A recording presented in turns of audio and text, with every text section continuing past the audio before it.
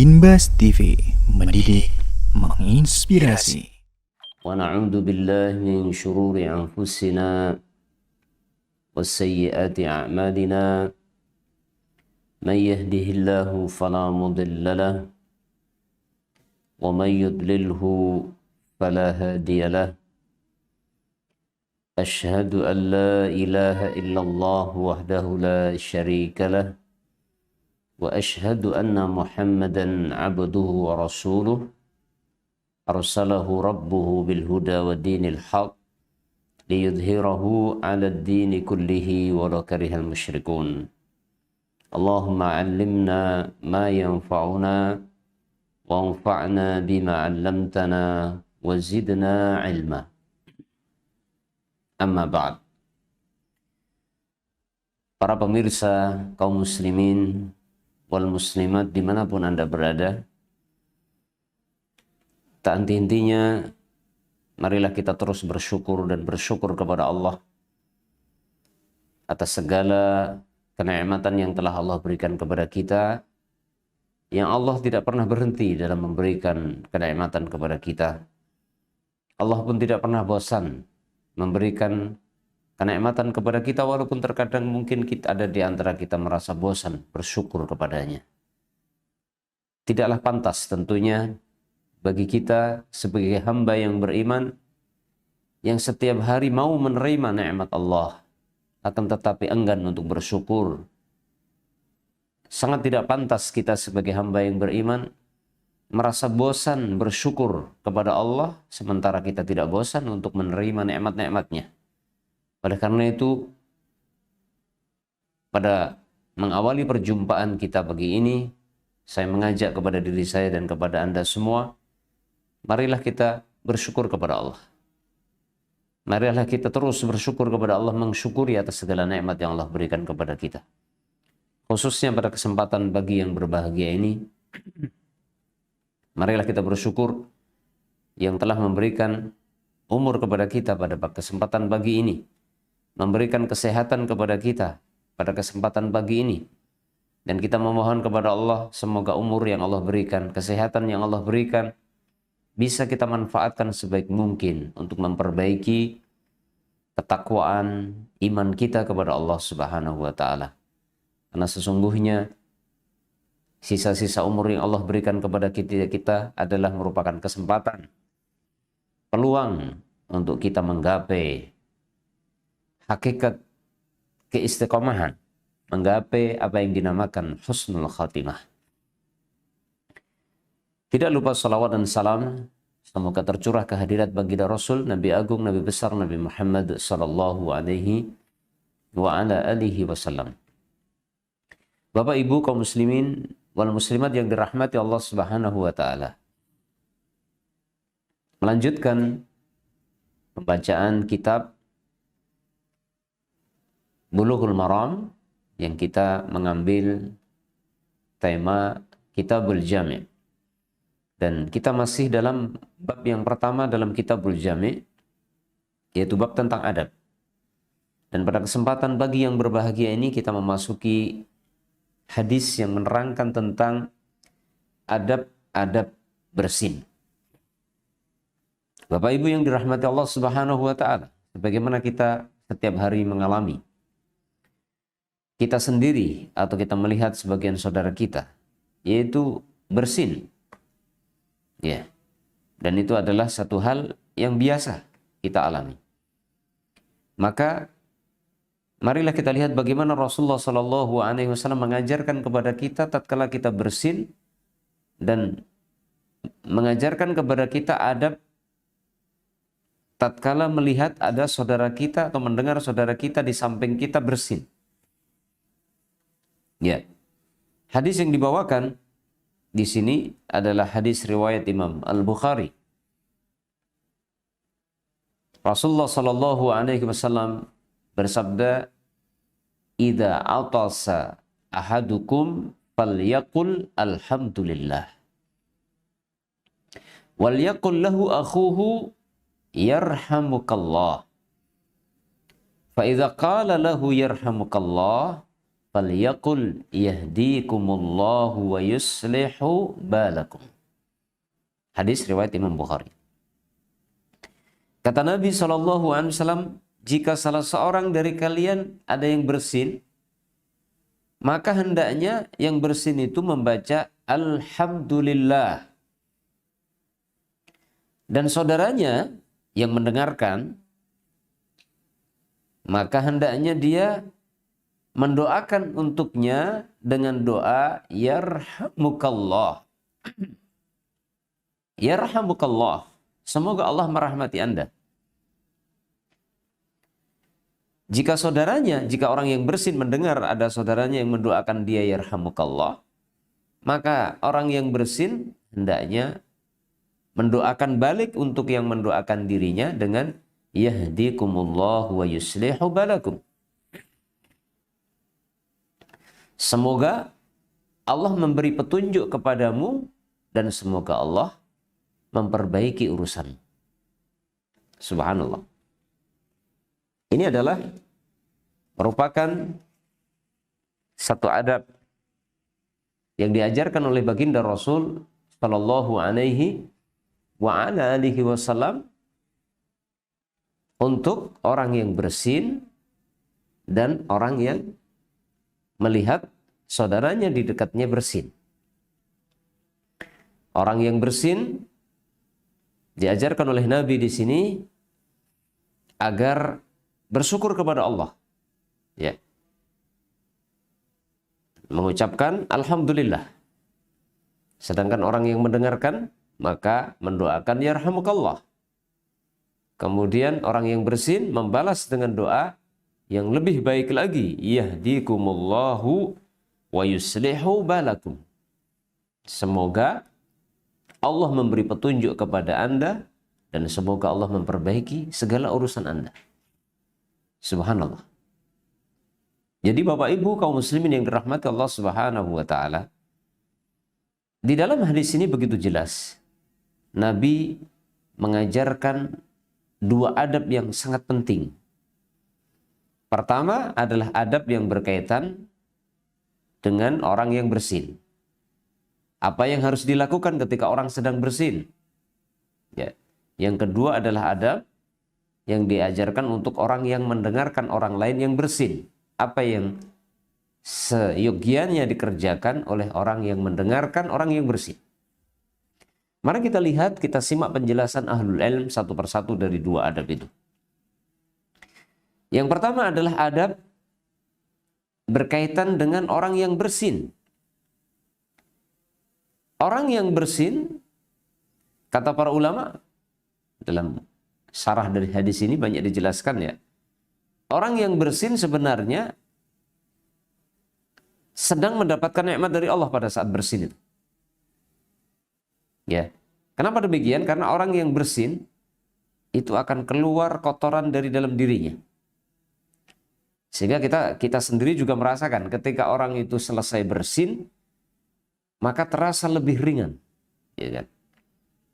Jadi seakan-akan sumbatan-sumbatan yang ada di dalam rongga hidung kita itu menjadi lega, plong gitu kan. Kemudian setelah itu kita merasa lebih nyaman. Berbeda halnya kalau bersin itu tertahan, nggak bisa bersin-bersin. Maka terasa ada yang berat di dalam rongga dari hidung ke belakang. Ya, kemudian kepala agak pening gitu. Tapi begitu bersin, maka terasa lega. Maka hal ini menunjukkan bahwasanya bersin adalah sebuah kenikmatan. Ya, walaupun itu adalah proses alamiah yang Allah ciptakan pada diri manusia, yang menunjukkan dirinya organ tubuhnya itu masih normal sehingga mudah merespon apa yang ada. Ya, kotoran ya atau virus kemudian keluar gitu kan. Kemudian keluar sehingga menjadi lega. Maka Rasulullah memerintahkan agar kita mengucapkan alhamdulillah sebagai wujud syukur dengan cara memuji Allah, mengucapkan alhamdulillah. Ya. Dan yang dimaksud di sini adalah orang yang bersin sesekali ya di sini maksudnya. Beda halnya dengan orang yang bersin berkali-kali. Ya, bersin, ada orang bersin terus, bersin dan bersin berulang-ulang. Maka kalau kejadiannya adalah orang itu bersin terus-menerus, maka di sana tentunya ada adab yang berbeda. Seperti yang dijelaskan dalam sebuah riwayat ketika Rasulullah Shallallahu dalam riwayat Imam Muslim ya, ketika Rasulullah mendengar ada seorang sahabat yang bersin satu kali, maka Rasulullah mendoakan yarhamukallah. Akan tetapi ternyata sahabat itu bersin lagi, berulang bersinnya.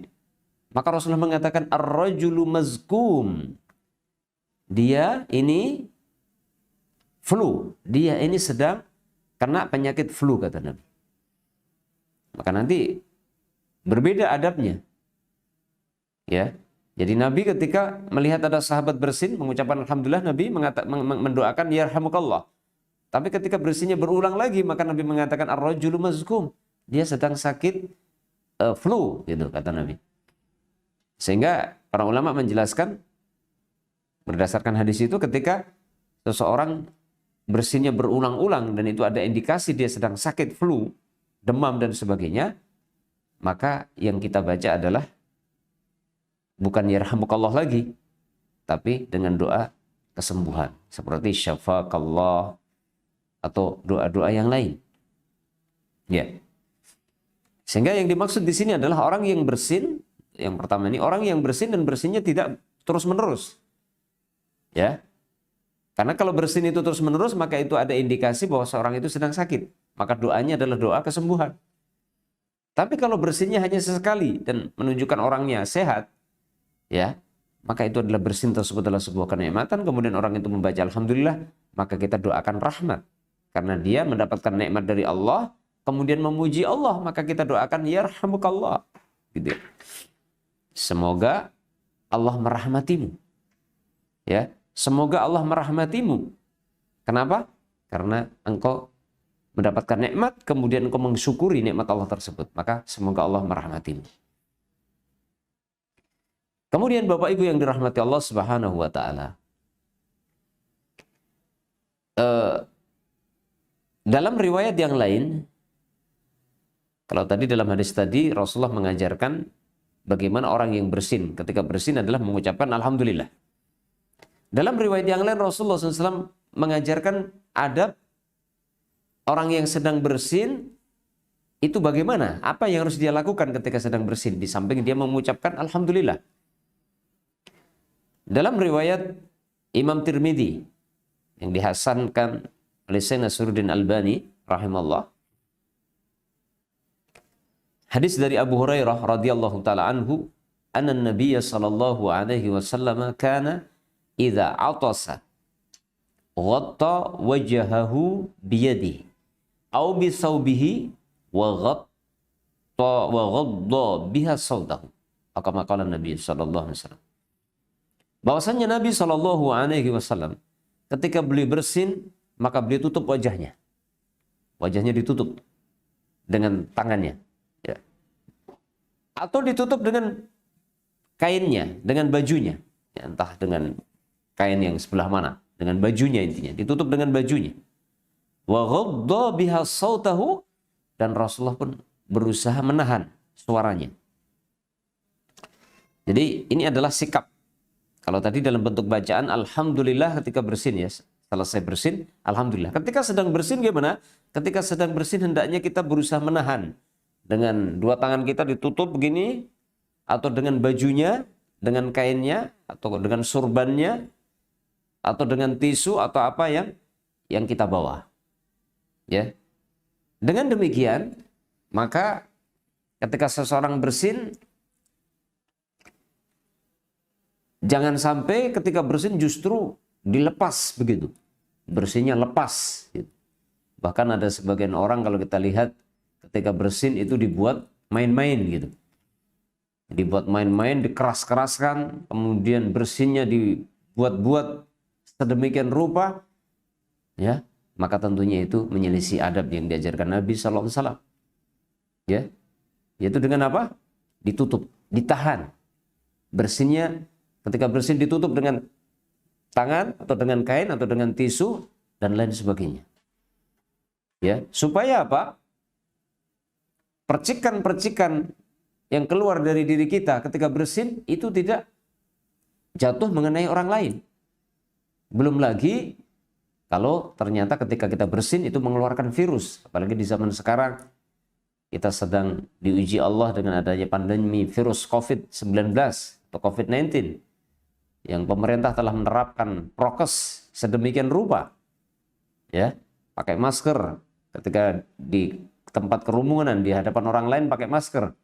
Itu tujuannya supaya antisipasi, pencegahan ketika kita bersin, ketika kita batuk, supaya virus itu tidak menularkan kepada orang lain. Subhanallah. Jadi ini adalah merupakan adab yang sangat baik yang menunjukkan bahwasanya ajaran agama Islam ini benar-benar mengajarkan kepada pemeluknya agar kita selalu bersikap dengan adab-adab yang diajarkan di dalam Islam, yang dengan itu kita tidak akan memberikan mudarat kepada orang lain dan orang lain pun tidak akan terganggu dan termudarati oleh kita. Dan ini menunjukkan bahwasanya ajaran agama Islam melarang kita dari mengganggu orang lain. Menyakiti orang lain sekecil apapun tidak boleh. Ya, sekecil apapun kita dilarang menyakiti orang lain, mengganggu orang lain. Ya, itulah adab yang sangat diajarkan di dalam ajaran agama kita. Nah, ini kalau urusan bersin saja sedemikian rupa diatur di dalam Islam. Ya. Yang di dalamnya mengandung hikmah. Maka bagaimana lagi kalau seandainya lebih dari sekedar bersin? Ya. Hal-hal yang lain yang lebih besar. Sikap-sikap, ucapan-ucapan, perilaku-perilaku yang lebih dari sekedar bersin. Kalau sekedar bersin saja diatur sedemikian rupa. Ya. Yaitu kita tutup wajahnya ketika bersin supaya tidak mengenai orang lain. Kemudian setelah bersin kita mengucapkan alhamdulillah, bersyukur kepada Allah.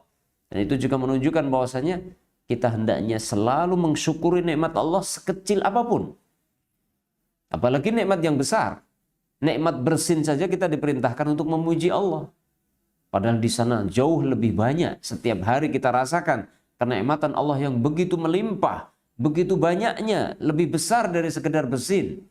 Banyak sekali. Ya, kenikmatan kita menghirup oksigen, kenikmatan kita mendapatkan sinar hangatnya, sinar cahaya matahari yang itu sangat bermanfaat dalam kehidupan kita. Dan masih banyak lagi nikmat air hujan, nikmat kita diberikan air, diberikan kehidupan, diberikan kemampuan untuk bisa bernafas, bisa berkata-kata dan lain sebagainya setiap hari. Tidak habis-habisnya nikmat itu Allah berikan kepada kita. Dan Allah tidak pernah bosan, tidak akan pernah berhenti Allah memberikan nikmat itu, maka sudah sepatutnya kita selalu dan selalu bersyukur kepada Allah. Jangan pernah kita bosan, jangan pernah kita berhenti mensyukuri nikmat Allah. Kemudian yang kedua, adab yang kedua, yang diajarkan dalam hadis tersebut adalah adab orang yang mendengar seorang muslim bersin. Ya. Yang diajarkan Nabi di situ, ketika kita mendapati adalah saudara muslim kita bersin, kemudian membaca alhamdulillah. Syaratnya apa? Yang bersin itu baca alhamdulillah. Maka kita disyariatkan untuk mendoakan rahmat untuknya. Yarhamukallah. Ya. Dan ini hendaknya kita biasakan. Ya. Karena kadang-kadang kita di masyarakat itu orang bersin itu dianggap biasa saja gitu kan. Yang bersin pun tidak mengucapkan alhamdulillah, yang mendengarkan pun tidak mau mendoakan. Bahkan bersin sering dijadikan sebagai guyonan, gurauan, ketawaan, candaan. Maka ini tidak sepantasnya. Karena bersin adalah kenikmatan dari Allah. Orang yang bersin mengucapkan alhamdulillah. Ketika kita mendengar saudara kita bersin dan mengucapkan alhamdulillah, berarti kita sedang melihat saudara kita ini mendapatkan nikmat dan dia bersyukur kepada Allah, maka kita sebagai saudara ikut merasakan kebahagiaan atas nikmat tersebut dengan cara kita mendoakan dia semoga Allah merahmatinya. Subhanallah, betapa indahnya ajaran agama Islam ini ya. Subhanallah. Akan tetapi, para pemirsa yang dirahmati Allah, akan tetapi kalau seandainya yang bersin itu tidak membaca alhamdulillah, gimana? Apa yang kita lakukan? Maka jawabannya kita tidak mendoakan yarhamukallah. Misalkan saudara kita muslim di samping kita, di sisi kita bersin, maka kita tunggu dulu. Baca alhamdulillah apa tidak gitu. Kalau tidak baca alhamdulillah, maka kita tidak mendoakan yarhamukallah. Lalu apa yang kita lakukan? Ya. Apa yang kita lakukan? Kita lihat dalam hadis, ya. Dalam sebuah hadis pernah ada dua orang bersin di sisi Rasulullah. Ada dua orang di sisi Rasulullah bersin. Yang satu membaca alhamdulillah, yang satu tidak membaca alhamdulillah. Maka Rasulullah SAW mendoakan yarhamukallah untuk yang baca alhamdulillah, dan Rasulullah diam, tidak mendoakan yarhamukallah untuk yang tidak membaca alhamdulillah. Lalu kemudian Rasulullah ditanya, ya Rasulullah, ya, syammatta hadha walam tushammitni. Ya Rasulullah, Anda mendoakan si fulan yarhamukallah tapi Anda tidak mendoakan saya. Jadi setengah agak protes itu. Kenapa kok milih-pilih Anda doakan beliau yarhamukallah sementara Anda tidak doakan saya? Maka Rasulullah menjawab, inna hadha hamidallah walam tahmadillah. Dia memuji Allah, baca alhamdulillah, ente tidak. Gitu. Jadi ente tidak berhak mendapatkan. Iya. Subhanallah. Jadi secara tidak langsung Nabi SAW mengingatkan orang yang bersin lalu tidak membaca alhamdulillah, diingatkan agar membaca alhamdulillah. Ya. Dengan isyarat seperti itu, didiamkan gitu. Ya. Ada sebuah kisah yang diriwayatkan oleh Imam Al-Auza'i, yaitu kisah seseorang yang bersin di hadapan Al-Imam Ibnul Mubarak. Imam Ibnul Mubarak. Jadi suatu ketika ada seseorang di sampingnya, di depan Al-Imam Ibnul Mubarak, itu bersin. Ya, akan tetapi dia tidak membaca alhamdulillah. Ya. Tidak membaca alhamdulillah. Maka Al-Imam Al-Auza'i, ya, Al-Imam Al-Auza'i, ya, ini apa namanya? Kisah kebalik ya, kisahnya Imam Al-Auza'i di hadapan Imam Al-Auza'i ini ada orang bersin. Ini ya, apa namanya? Bersin kemudian dia tidak membaca alhamdulillah. Maka Imam Al-Auza'i tidak mendoakan yarhamukallah. Tapi apa yang dilakukan? Imam Al-Auza'i bertanya kepada orang tersebut, apa yang dibaca ketika orang itu bersin? Akamakal. Jadi Imam Al-Auza'i justru bertanya, bukan mendoakan yarhamukallah, tapi bertanya kepada orang yang bersin itu, orang yang bersin itu yang dibaca apa? Gitu. Maka akhirnya orang yang bersin tersebut mengatakan alhamdulillah. Gitu. Baru setelah Imam Al-Auza'i mendengar bahwasanya dia membaca alhamdulillah, maka Imam Al-Auza'i pun mengatakan yarhamukallah. Gitu. Subhanallah. Ya. Ini sebuah adab yang sangat luar biasa ya. Pertama adalah adab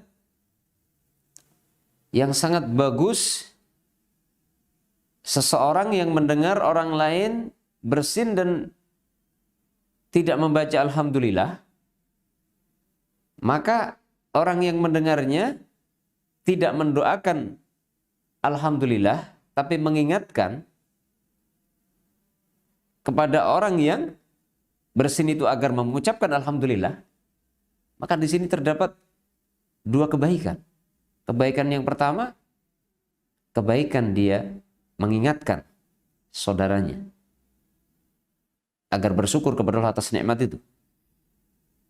Yang kedua adalah bentuk pengagungan kepada Allah Subhanahu wa taala. Ya. Tidak mendoakan orang yang mendapatkan nikmat bersin ketika dia tidak membaca alhamdulillah. Itu sebagai bentuk pengagungan kepada Allah. Subhanallah. Maka kalau kita melihat saudara kita di samping kita bersin kok diem aja nggak baca alhamdulillah, atau malah bergurau, atau malah bercanda menjadikan bersinnya sebagai gurauan, maka kita tegur, kita ingatkan sebagai wujud kasih sayang kita kepada mereka. Yaitu kita ingatkan seperti apa yang dilakukan Imam Auza'i, bertanya, kalau orang itu bersin, apa yang dibaca? Gitu misalkan. Atau misalkan ada anak kecil di samping kita bersin, diam saja, kita katakan, "Dek, kalau orang bersin itu yang dibaca apa?" Gitu. Mungkin anak itu pun akan sadar, alhamdulillah gitu. Setelah orang yang bersin kita ingatkan alhamdulillah, dia kemudian respon baca alhamdulillah, baru kita doakan yarhamukallah. Ya, subhanallah. Adab yang sangat agung di dalam ajaran agama Islam, sampai-sampai masalah-masalah yang mungkin dianggap sepele pun ternyata di dalamnya ada ajaran adab dari Nabi SAW. Maka pertanyaannya, bagaimana dengan masalah yang lebih besar? Bagaimana dengan hal-hal yang besar-besar, urusan-urusan besar? Maka tentunya di sana akan lebih ditekankan, lebih diajarkan oleh Nabi adab-adab yang sangat mulia. Ya, subhanallah. Maka ini menjadi sebuah motivasi bagi kita untuk terus belajar. Terus belajar, karena kita semakin mempelajari apa yang diajarkan Nabi dalam hadis-hadisnya, kita akan mendapatkan ajaran kemuliaan yang sangat luar biasa yang dibawa oleh Rasulullah SAW, yang tidak lain itu kan adalah syariat yang dibawa dari Allah Subhanahu wa ta'ala. Kemudian dari kisah Al-Imam Auza'i tadi, ini juga bisa dipetik sebuah pelajaran bahwasanya orang yang bersin itu mungkin kadang-kadang lupa. Ya mungkin karena saking sibuknya, banyak urusan, banyak pikiran gitu kan. Sehingga sampai ketika bersin pun nggak ingat kalau dia itu semestinya bersyukur kepada Allah dengan memuji Allah, membaca alhamdulillah. Maka disitulah saatnya kita untuk mengingatkan saudara kita yang lupa. Kita berhusnudzon, barangkali lupa karena saking sibuknya, karena banyak pikiran dan sebagainya, lupa baca alhamdulillah, maka kita ingatkan. Sekaligus itu sebagai bentuk apa? Sebagai bentuk amar ma'ruf gitu ya, mengajak orang kepada kebaikan. Kemudian mengenai hukum mendoakan yarhamkallah pada orang yang bersin dan mengucapkan alhamdulillah, ternyata ada khilaf di kalangan para ulama. Paling tidak ada 3 pendapat ulama terkait dengan syariat mendoakan yarhamukallah untuk orang yang bersin dan membaca alhamdulillah.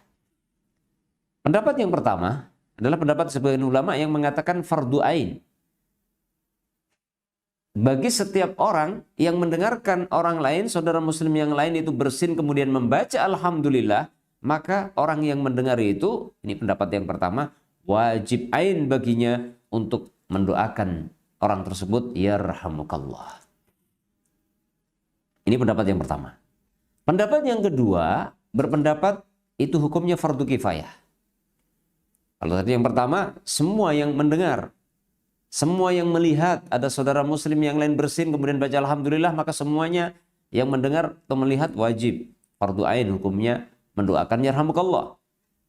Adapun pendapat yang kedua berpendapat yaitu fardu kifayah. Artinya kalau satu orang sudah mendoakan, maka bagi yang lain gugur kewajibannya. Tidak menjadi wajib tapi sunnah. Ya, misalkan kita sedang berkumpul banyak orang, kemudian ada salah satu dari orang yang berkumpul di situ bersin, kemudian baca alhamdulillah, kemudian sudah ada satu orang yang mendoakannya yarhamukallah, maka yang lain gugur kewajibannya. Karena itu fardu kifayah. Ini pendapat yang kedua. Adapun pendapat yang ketiga, secara mutlak berpendapat secara mutlak hukumnya sunnah saja. Ada di hadapan kita saudara muslim kita bersin baca alhamdulillah, maka sunnah bagi siapapun yang dengar, siapapun yang melihat, hukumnya sunnah secara mutlak. Allah Ta'ala alam bisawab. Terlepas dari perbedaan dari tiga pendapat tersebut. Ya, terlepas dari khilafnya ulama, ada yang mengatakan wajib ain, ada yang mengatakan fardu kifayah, ada yang mengatakan sunnah, maka semestinya kita berusaha untuk mengamalkan karena itu diajarkan Nabi. Tanpa kita harus tahu mana yang pendapat yang paling kuat dari tiga pendapat tersebut, yang jelas kita tahu Nabi mengajarkan. Dan pada prinsipnya, seorang mukmin itu selalu dan selalu ingin mengamalkan apa yang diajarkan Nabi SAW, baik kita tahu yang diajarkan Nabi itu wajib ain atau fardu kifayah atau sunnah. Yang jelas kita tahu itu adalah ajaran Nabi, maka kita bersemangat untuk berusaha menjalankannya. Ya. Allah Ta'ala alam bisawab. Kemudian poin yang terakhir adalah berkaitan dengan orang yang bersin akan tetapi berulang-ulang. Kalau tadi pembahasan kita adalah orang yang bersin sesekali. Bagaimana kalau ada orang yang bersin di hadapan kita, bersinnya berkali-kali? Nggak berhenti-berhenti kan, kita sering mendapatkan. Ya. Bahkan ada orang yang sekali duduk itu bisa bersin sampai 7 kali. Ada yang sampai 10 kali gitu kan. Kemudian setelah itu kelihatan wajahnya pucat, kelihatan demam, kelihatan pusing gitu kan. Maka disebutkan dalam hadis Salamah ibn Aqwa bahwasanya Salamah ibn Aqwa pernah mendengar ada seorang yang bersin di hadapan Rasulullah SAW. Ini hadis riwayat Imam Muslim. Ya. Salamah ibn Aqwa mendengar ada seseorang bersin di hadapan Rasulullah. Maka Rasulullah membaca yarhamkallah. Yarhamkallah. Tapi ternyata setelah itu apa? Summa atasa ukhra. Tapi ternyata dia bersin lagi. Bersinnya berulang lagi gitu. Ya. Bersinnya tambah lagi. Lalu apa yang dilakukan Nabi ketika melihat orang tersebut bersin lagi? Maka Nabi mengatakan ar-rajulu mazkum. Pria ini dia sedang sakit flu. Begitu. Ya.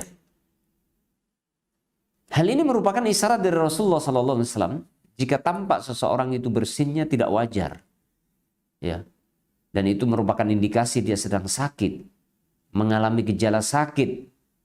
Maka tentunya doanya diubah, yaitu doa kesembuhan. Yaitu seperti syafaqallah. Atau doa-doa yang lain yang diajarkan Rasulullah dalam hadis-hadis yang lain. Yang kita disyariatkan ketika melihat saudara kita sedang sakit, maka disyariatkan untuk apa? Kita mendoakan kesembuhan, syafaqallah. Atau didoakan Allahumma adhibil ba'sa rabban nas, ishfi anta syafi, syifaan la syifaa illa syifauka, syifaan la yughadiru saqaman, atau doa-doa yang lain. Disunahkan, ya. Maka demikianlah ketika kita mendapati ada saudara muslim kita yang lain bersin berulang-ulang dan kelihatan kalau dia sedang sakit, maka disunahkan bagi kita mendoakan kesembuhan untuk dirinya. Ya. Allah Ta'ala alam bisawab. Kemudian terakhir adalah ada penjelasan dari Al-Hafidz Ibnu Hajar Al-Asqalani berkaitan dengan orang yang mendengarkan orang lain bersin dan mengucapkan alhamdulillah tadi. Yang pertama adalah tetap disyariatkan mendoakan yarhamukallah bagi orang yang bersin jika diketahui orang yang bersin itu memuji Allah. Walaupun ucapan alhamdulillahnya mungkin nggak kedengaran oleh kita, tapi kita tahu dia membaca alhamdulillah. Mungkin kita melihat dari gerakan bibirnya. Walaupun telinga kita tidak mendengar, tapi kita melihat orang itu baca alhamdulillah. Jadi tidak harus mendengar. Ya. Kemudian yang kedua, kita berada di hadapan orang yang orang yang bersin itu jauh dari kita. Bukan di dekat kita, tapi jauh. Dan kita tahu dia bersin, kemudian kita tahu dia baca alhamdulillah. Maka kalau kita tahu orang itu yang di kejauhan itu bersin, kemudian kita tahu dia baca alhamdulillah, maka kita pun mendoakan yarhamukallah dari kejauhan. Dan tidak mesti harus didengar oleh dia. Kemudian yang ketiga ini penting juga, ketika seseorang bersin di dalam sholat, apa yang harus dilakukan? Ya, pertama adalah bagi orang yang bersin di dalam sholat, orang yang bersin di dalam sholat, apakah dia baca alhamdulillah atau tidak? Sebagian ulama mengatakan, ini termasuk Al-Hafidz Ibnu Hajar berpendapat, orang yang bersin di dalam sholat dia tetap baca alhamdulillah, tapi tidak dikeraskan. Ya. Yang kedua, bagaimana orang yang di sampingnya di dalam sholat itu, mungkin dalam satu shaf atau di belakang atau sampingnya atau depannya, mendengar orang yang bersin di dalam sholat itu dan baca alhamdulillah, apakah mendoakan yarhamukallah dalam salat itu? Maka jawabannya Al-Hafidz Ibnu Hajar mengatakan tidak boleh. Tidak mendoakan yarhamukallah, tapi diam saja. Kenapa? Karena doa yarhamukallah ini sebuah respon untuk orang lain yang ini masuk dalam pengertian berbicara, sementara ada larangan berbicara dalam salat. Ya. Hal ini diperjelas di dalam sebuah hadis dari sahabat Muawiyah Ibn Hakam As-Sulami. Ini sebuah kisah yang agak lucu. Ya, sahabat Muawiyah Ibn Hakam As-Sulami pernah berjamaah salat bersama Nabi SAW bersama para sahabat yang lain. Kemudian sahabat Muawiyah Ibn Hakam As-Sulami di tengah-tengah salat itu bersin. Kemudian setelah bersin beliau baca alhamdulillah. Bukan sahabat Muawiyah ya. Sahabat Muawiyah Ibn Hakam itu melihat ada salah satu dari jamaah maksudnya. Salah satu dari jamaah di situ bersin. Kemudian sahabat Muawiyah ibn Hakam itu membaca yarhamukallah gitu. Jadi beliau mengamalkan apa yang diajarkan Nabi gitu. Yaitu yarhamukallah gitu. Taunya kalau ada orang bersin, ya pokoknya kalau sudah baca alhamdulillah didoakan yarhamukallah walaupun sedang salat. Apa yang terjadi ketika sahabat Muawiyah ibn Hakam As-Sulami itu mengucapkan yarhamukallah, doa untuk orang yang bersin, maka sebagian jamaah itu pada ngelihatin, pada noleh kepada beliau gini, melototin beliau. Maka beliau pun berkata, wa saqla ummiyah ma sya'nukum tangduruna ilai. Apa yang kalian lakukan? Kenapa kalian ngelihatin saya gitu? Ya. Kenapa kalian ngelihatin saya? Ya, dengan lugunya sahabat Muawiyah bin Hakam, karena belum tahu kalau dalam sholat nggak boleh bicara, beliau dengan lugunya mengatakan, kenapa kalian ngelihatin saya? Faja'alu yadribuna bi'aydihim ala afkhadihim. Maka para jamaah itu pun mukul-mukul pahanya, beg gitu, pada mukul-mukul paha, isyarat agar sahabat Muawiyah bin Hakam As-Sulami itu diam, jangan ngomong dalam sholat gitu. Mereka mengingatkannya pakai mukul-mukul paha. Ya. Falamma ra'aituhum yusammitunani lakinni sakattu. Maka ketika saya melihat bahwa mereka itu memberikan isyarat agar saya diam, jangan ngomong dalam sholat, maka saya pun diam akhirnya. Akhirnya saya diam, kata sahabat Muawiyah bin Hakam As-Sulami. Kemudian apa yang terjadi setelah selesai sholat? Apa yang dilakukan Rasulullah mengsikapi kejadian yang agak ramai di dalam sholat itu? Falamma shalla Rasulullah sallallahu alaihi wasallam fabi abi huwa wa ummi ma ra'aitu mu'alliman qablahu wa la ba'dahu ahsana ta'liman minhu. Kata sahabat Muawiyah bin Hakam As-Sulami meriwayatkan, setelah selesai salat, maka demi Allah, aku tidak pernah melihat seorang guru pengajar, baik yang sebelum Nabi ataupun sesudahnya, belum pernah aku lihat sosok seorang guru yang paling baik cara pengajarannya dibandingkan Nabi SAW. Beliau adalah sosok guru yang paling bagus, paling baik metode pengajarannya. Wallahi ma kaharani wala darabani wala syatamani. Demi Allah, beliau tidaklah menghardik kami, apalagi memukul. Beliau juga tidak mencela kami. Akan tetapi beliau mengatakan, memberikan nasihat dengan lembutnya, inna hadhis salah la yasluhu fiha syai' min kalamin nas. Innama huwa tasbihu wa takbiru wa qiraatul Qur'an. Akan tetapi sesungguhnya salat itu tidak pantas, di dalam salat itu dilakukan sesuatu berupa ucapan-ucapan, nggak boleh ngomong dalam salat. Akan tetapi dalam sholat itu hanyalah membaca tasbih, baca takbir, membaca Al-Quran dan seterusnya, kata Nabi. Dengan lembut Nabi nasihati mereka, Nabi tidak marahin mereka. Karena Nabi tahu mereka belum tahu. Ya. Dan orang yang belum tahu dimaafkan. Ya. Ini adalah sebuah kisah dalam riwayat Muawiyah bin Hakam As-Sulami yang diriwayatkan oleh Al-Imam Muslim dalam sahihnya, yang mana ini menunjukkan bahwasanya ketika orang di dalam sholat itu bersin, maka dia baca Alhamdulillah tapi dipelankan untuk dirinya. Akan tetapi untuk yang mendengar, melihat, tidak perlu membaca Yarhamukallah. Diam saja. Karena kita tidak boleh berbicara di dalam sholat. Demikian Bapak Ibu, kaum muslimin wal muslimat, saudara-saudariku seiman, dimanapun Anda berada, yang bisa kami sampaikan pada kesempatan pagi ini, semoga bermanfaat untuk diri saya dan untuk Anda semua. Ada benarnya datangnya dari Allah dan ada kesalahan dari kebodohan saya. Semoga Allah mengampuni dosa dan kesalahan saya. Dan akhirnya kita akhiri wabillahi taufiq wal hidayah. Wassallallahu ala nabiyyina Muhammadin wa ala alihi wa sahbihi wasallam. Assalamualaikum warahmatullahi wabarakatuh. Binbas TV, mendidik, menginspirasi.